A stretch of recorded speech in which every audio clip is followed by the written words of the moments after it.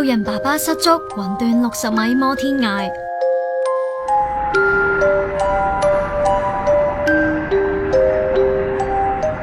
由直升機送院嘅張永安，身體多處受傷昏迷，搶救後不治。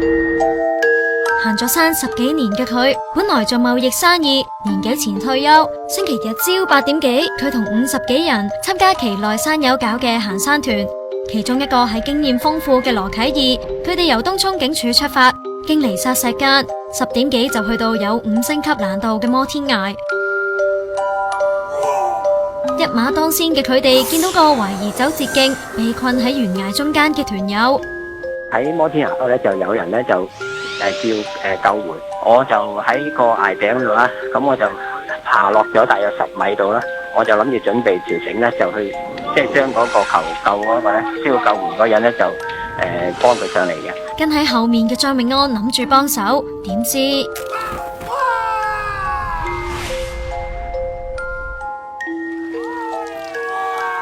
就好似有人跌到咁，啪一聲咁樣跌咗落嚟咁樣。咁我跟住一望嘅時候就睇到個傷者啦，咁佢就好快咁就沿住嗰個崖咧就碌咗落去咯。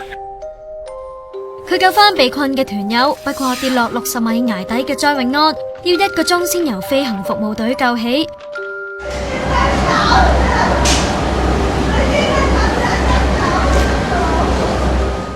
成日一齊行山嘅老婆，上星期先至同老公去完大欖涌。佢不成日都幫人嘅，佢係一個好傳統嘅中國人，佢好孝順嘅，好照顧屋企人嘅。